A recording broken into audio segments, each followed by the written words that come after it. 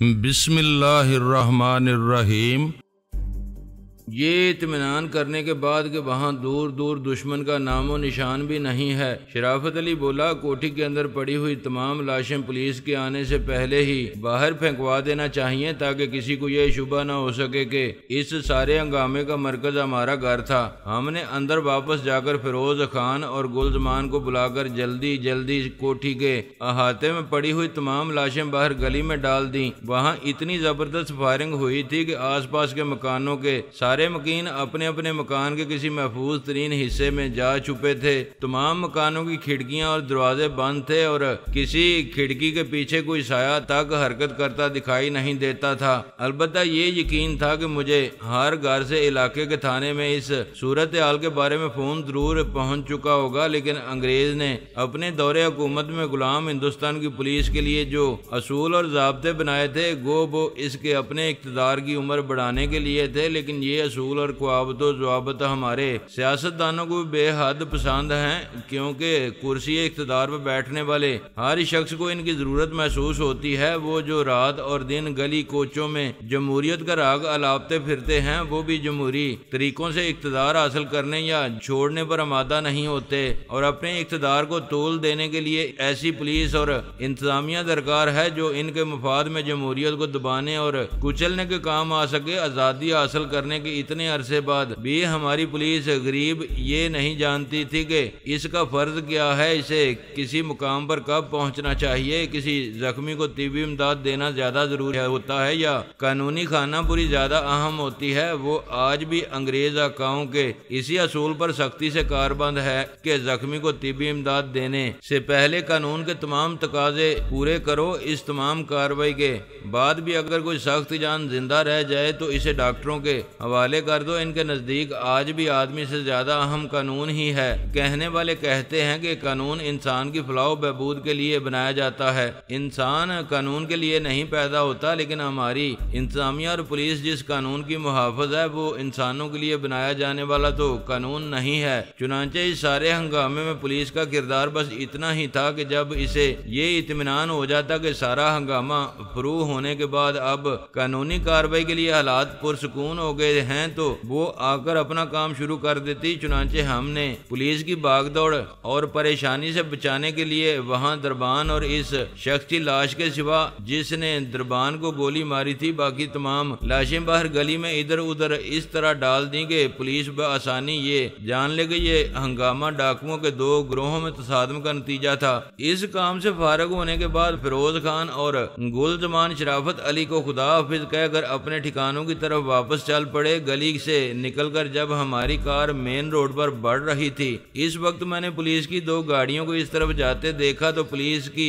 اس برق رفتاری پر میرے ہونٹ خود بخود مسکرانے کے انداز میں کھل گئے تھے۔ صبح کے اخبارات میں رات کے اس ہنگامے کی خبریں نمایاں طور پر شائع ہوئی تھیں۔ حسب توقع پولیس نے اسے ڈاکوؤں کے دو گروہوں میں تصادم کا نتیجہ ہی قرار دیا تھا۔ شرافت علی کے دربان کے قتل کا بھی ذکر تھا۔ اس کے بارے میں لکھا گیا تھا کہ دونوں طرف سے زخمی ہونے والے کئی ڈاکو مشہور تاجر شرافت علی کی کوٹھی میں دیوار پھاند کر داخل ہو گئے تھے۔ ان میں سے ایک کو شرافت علی کی کوٹھی کے دربان نے دیکھ کر للکارا، جواب میں ڈاکو نے اس پر گولی چلا دی، لیکن دربان نے مرتے مرتے بھی اس ڈاکو کو ہلاک کر دیا۔ میں جانتا تھا کہ خبر کو یہ رنگ دینے میں شرافت علی اور اس کے معزز مہمانوں کا کتنا ہاتھ ہے۔ فیروز نے خبر پڑھ کر زبردست کہکہا لگایا اور بولا، یار پولیس مقابلے کی خبریں تو پڑھتے ہی تھے، آج ڈاکو مقابلے کی خبر بھی شائع ہو گئی۔ بڑی با کمال ہے بھائی پولیس ہماری۔ سچ پوچھو تو آزادی تو انہی کو ملی ہے، ہم لوگ تو خواہ مخواہ ہی خود کو آزاد سمجھ بیٹھے ہیں۔ ہاں بھائی تم بھی ٹھیک ہی کہتے ہو، کیوں نہ ہم بھی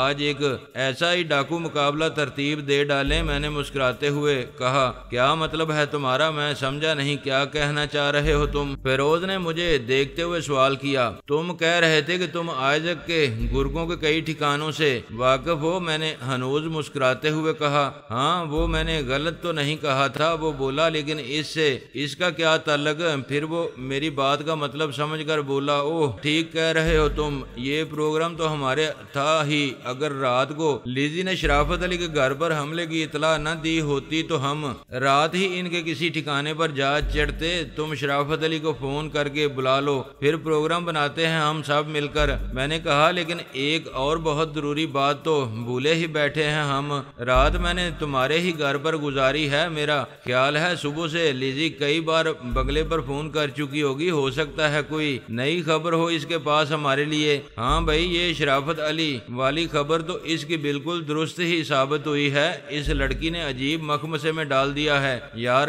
ہاں یار بڑی پھول بلیاں قسم کی شے لگنے لگی ہے اب وہ، مجھے اطلاعات اس کی چاہے کتنی ہی سچی اور درست ثابت ہوں لیکن ہمیں احتیاط کا دامن کبھی نہیں چھوڑنا چاہیے، ایک یہودی النسل عورت کسی دن کسی وقت اور کسی لمحے بھی ہمارے لیے خطرناک ثابت ہو سکتی ہے، لہذا جب تک وہ فائدے پہنچا رہی ہے اس کی بات سنتے رہو لیکن آنکھیں بند کر کے اس کی کسی بات پر اعتبار کرنے کے بارے میں ہم کبھی سوچ بھی نہیں سکتے۔ میں شرافت علی کو فون کر کے پتہ کرتا ہوں، شاید اس سے بات ہوئی ہو لیزی کی، ہاں اسے ضرور فون کرو اور یہ بھی معلوم کرو اس سے کہ پولیس کو کیا بیان دیا ہے اس نے، یہ بہت ضروری ہے۔ جیلانی بھائی میں نے ٹیلی فون اٹھا کر شرافت علی کے نمبر ڈائل کیے، دوسری طرف سے ریسیور اٹھانے والا خود شرافت علی ہی تھا، میری آواز سنتے ہی وہ بولا تم کہاں ہو بھائی، 1 گھنٹہ ہو گیا تمہیں ڈھونڈتے ہوئے، کیا رات کو گھر واپس نہیں پہنچے تھے؟ ہاں بھائی یہ اپنے فیروز بہو جو ہے نا انہوں نے رات کو اپنے پاس روک لیا تھا، تم سناؤ رات کیسے کٹی؟ میں نے پوچھا۔ کچھ نہ پوچھو یار، سارے معاملات ٹھیک کرتے کرتے کوئی 4 بج گئے تھے، اس کے بعد ہی لیٹنا نصیب ہوا تھا۔ میں ابھی بنگلے پر جا رہا ہوں، تم سے یہ معلوم کرنے کے لیے فون کیا تھا کہ لیزی نے آج کوئی فون تو نہیں کیا؟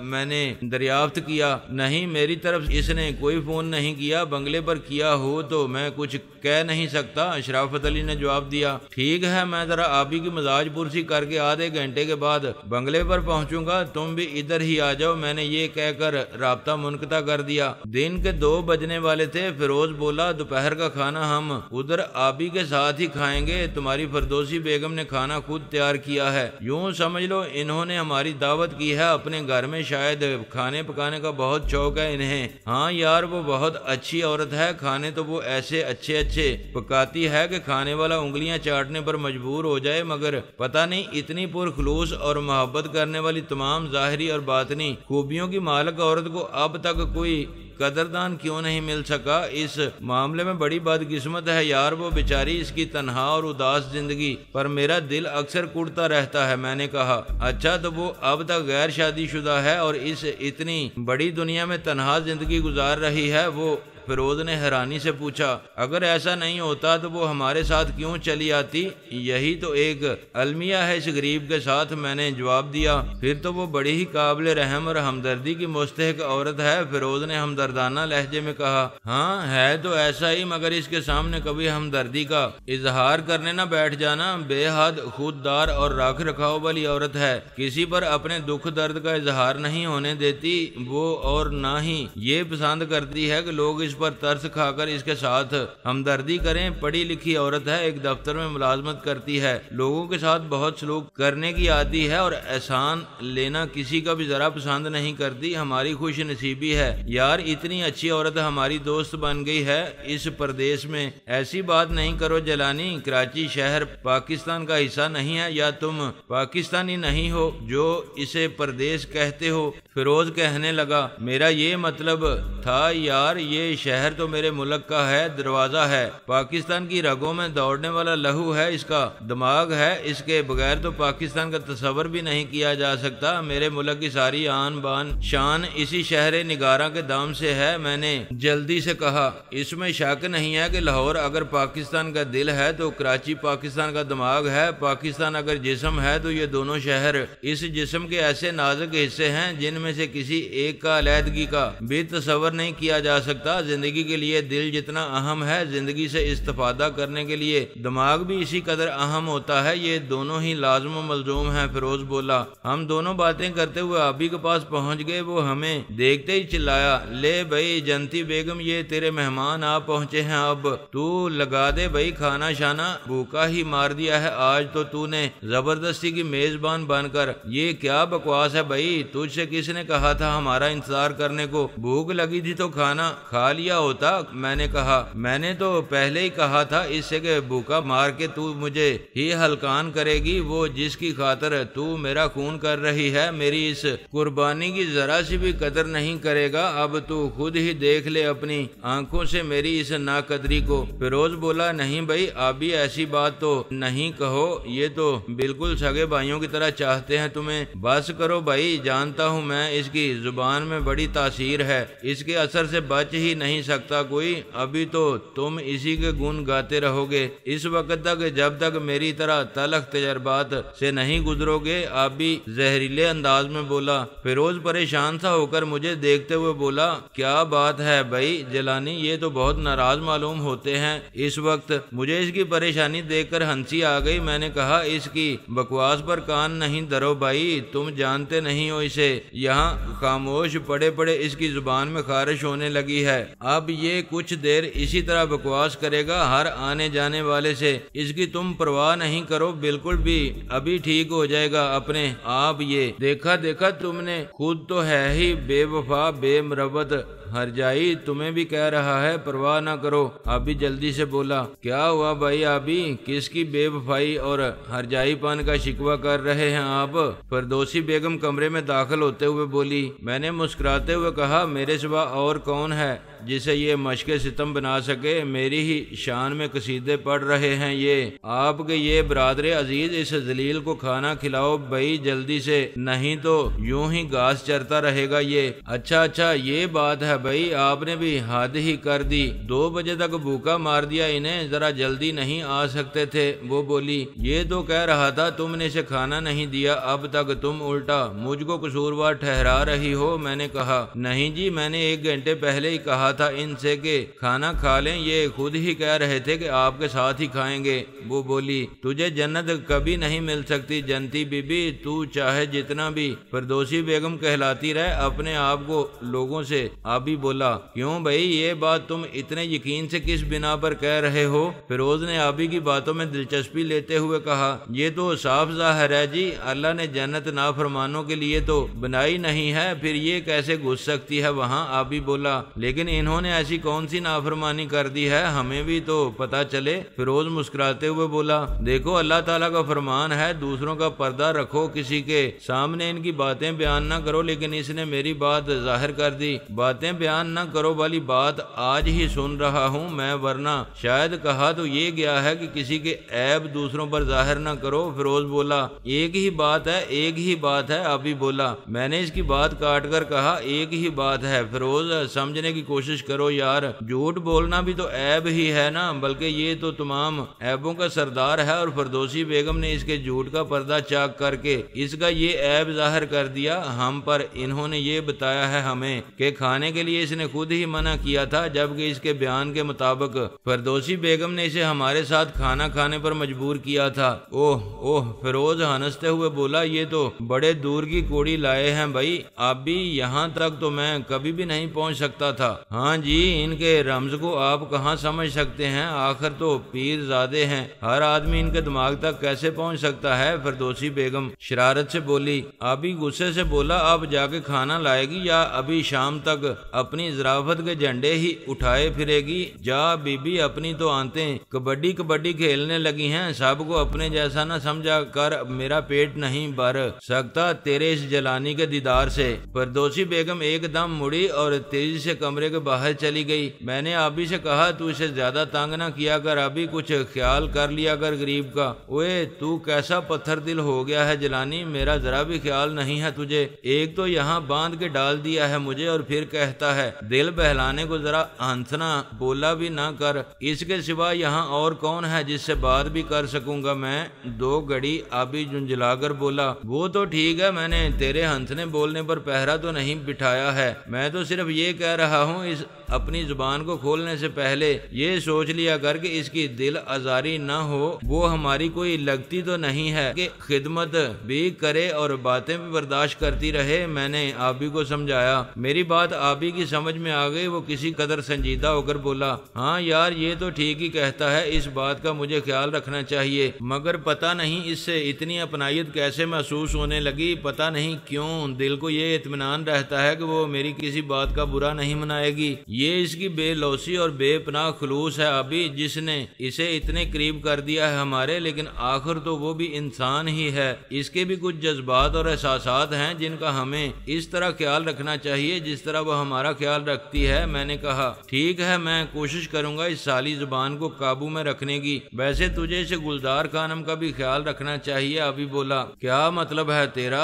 اس سے کیا تعلق ہے ہمارا؟ یہودیوں کی زر خرید کتیا کا کیوں خیال کریں ہم؟ میں نے تلخی سے کہا، اوے جیلانی تجھے کیا ہوا بھائی، تو جانتا ہے کہ وہ کتیا یہودیوں کے اشارے پر دم ہلاتی ہے، کیا پتا خود بھی یہودی ہو، لہذا اس کا خیال رکھنا تو سب سے ضروری ہے، بلکہ چاہیے تو یہ تھا کہ ہمیں وہاں سے لانے سے پہلے اس کا بندوبست کیا ہوتا۔ میری سمجھ میں نہیں آیا کہ ایک طرف تو تم لوگ پاکستان میں موجود اسرائیلی ایجنٹوں کو ختم کرنے کی باتیں کرتے ہو، دوسری طرف جب کوئی ان کا مہرہ سامنے آتا ہے تو اسے نظر انداز کر کے آگے بڑھ جاتے ہو، اس میں کیا مصلحت ہے آخر؟ آبی نے سوال کیا۔ میں نے اس کی بات پر چونک کر فیروز کو دیکھا، وہ مسکراتے ہوئے بولا، بات تو ٹھیک ہی کہی ہے جیلانی، انہوں نے ہونا تو یہی چاہیے کہ جب اور جہاں بھی دشمن دکھائی دے ہم وہیں اس کا کام تمام کر دیں، گلزار خانم کو ہمیں چھوڑنا نہیں چاہیے۔ میں بھی یہی سوچ رہا ہوں، دشمن کو مہلت تو بالکل دینا ہی نہیں چاہیے،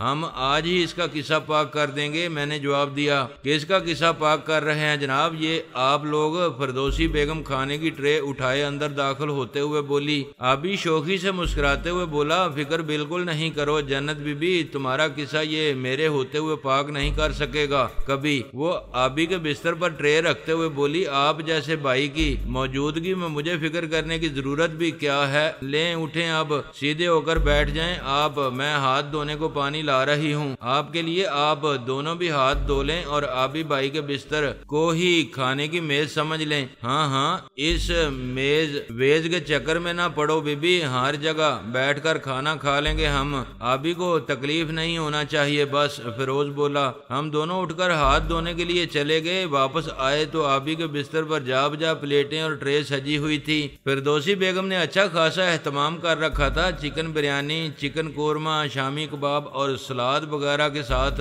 چاندی کے ورق لگا کر پھرنی کے پیالے رکھے تھے۔ میں نے کہا، واہ بھائی فردوسی بیگم، تم نے تو سچ مچ ہی دعوت کر ڈالی ہماری، آج لگتا ہے اچھا خاصا وقت گزرا ہے باورچی خانے میں۔ کہاں جی، یہ اس طرح بھی کوئی دعوت ہوتی ہے؟ یہ تو بس بیکار باش کچھ کیا کر والی نصیحت پر عمل کیا ہے میں نے، آخر وقت تو گزارنا ہی ہے نا کسی نہ کسی طرح۔ دعوت میں آپ لوگوں کی اس دن کروں گی جس روز آپ بھی بھائی غسل صحت کریں گے، فردوسی بیگم نے کہا۔ ہاں بیٹے، کیا سمجھا ہے تو نے میری بہن کو، میرا جشن صحت منائے گی یہ، آبی نے چہک کر کہا۔ کھانے سے فارغ ہو کر ہم نے آبی کو خدا حافظ کہا اور وہاں سے اٹھ گئے۔ اس دوران انور کمال اور گل زمان آ گئے تھے۔ انور کمال نے بتایا کہ فیروز کے کہنے پر فردوسی بیگم کے فلیٹ پر گیا تھا اور گلزار کے دروازے پر دستک دے کر اس نے گلزار کو بلا کر فردوسی بیگم کے بارے میں پوچھا کہ وہ کہاں گئی ہے۔ گلزار بیگم نے اس کے بارے میں اپنی لا علمی ظاہر کی تھی اور اسے انتظار کرنے کو کہہ کر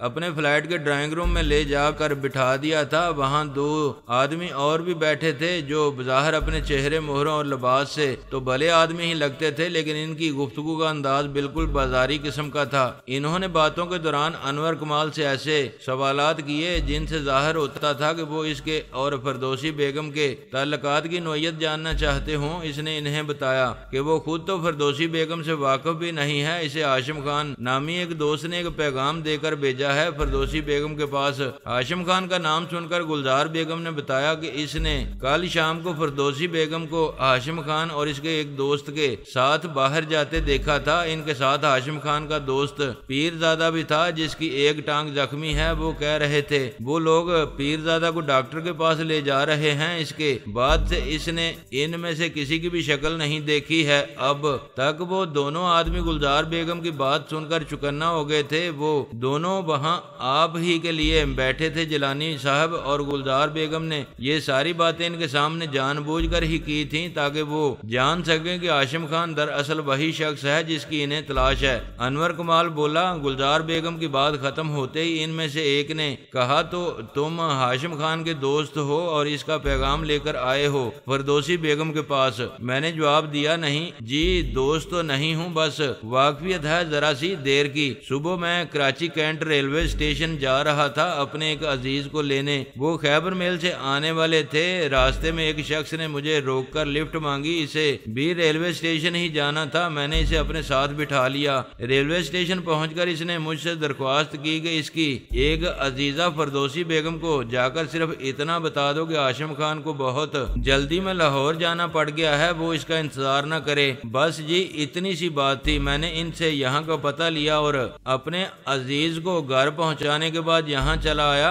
آپ لوگ ان کے پڑوسی ہیں، اگر ہو سکے تو فردوسی بیگم کو یہ پیغام پہنچا دیں اور مجھے اجازت دیں۔ انہوں نے میری باتوں پر یقین کر کے پیغام پہنچانے کا وعدہ کر لیا اور مجھے واپس آنے کی اجازت دے دی۔ میرا خیال تھا کہ وہ اتنی آسانی سے میرا پیچھا نہیں چھوڑیں گے اور میرا تعاقب کر کے اصل حقیقت جاننے کی کوشش ضرور کریں گے۔ چنانچہ میں راستے بھر کسی ایسی گاڑی کو تلاش کرتا رہا جس پر تعاقب کا ذرا بھی شک شبہ کر سکوں، لیکن مجھے ناکامی ہوئی۔ کسی نے میرا پیچھا کرنے کی ضرورت محسوس نہیں کی تھی۔ اس کا یہی مطلب ہوا کہ انہیں میرے بیان پر شبہ نہیں ہوا تھا۔ یہ تو یار تم نے بہت ہی اچھا کام کیا ہے۔ عاشق وغیرہ کو اس کی اطلاع ملے گی تو وہ یہی سمجھیں گے جیلانی لاہور چلا گیا ہے، چنانچہ وہ لاہور میں مجھے تلاش کریں گے اور میں یہاں آرام سے ان کی قبریں بناتا رہوں گا۔ میں نے خوش ہو کر کہا اگر ایسا ہے تب تو ہمیں جلد از جلد بنگلے پر پہنچ جانا چاہیے۔ لیزی یہ اطلاع ملتے ہی وہاں فون کر کے اس کی تصدیق کرنا چاہے گی۔ یہ بہترین موقع ہے جیلانی اسے آزمانے کا۔ فیروز نے کہا چلو اٹھو جلدی کرو، ہمیں فوراً بنگلے پر پہنچنا ہے۔ اب میں سمجھا نہیں تمہارا مطلب۔ میں نے اس کے ساتھ اٹھتے ہوئے کہا اس طرح لیزی کا امتحان کیسے ہو جائے گا؟ فیروز آگے بڑھتے ہوئے بولا سیدھی سی بات ہے یار، وہ تمہیں فون کرے گی اور تم اس سے بات کرو گے تو اسے یہ معلوم ہو جائے گا کہ تم کراچی ہی میں موجود ہو۔ تمہارے لاہور جانے کی خبر غلط ہے۔ اس کے بعد اگر آج تک تمہیں لاہور میں تلاش کرنے کے بجائے کراچی ہی میں یہ کوشش کرتا رہتا ہے تو اس کا صاف مطلب یہی ہوگا کہ لیزی نے اسے تمہاری کراچی میں موجودگی کی خبر دے دی ہے۔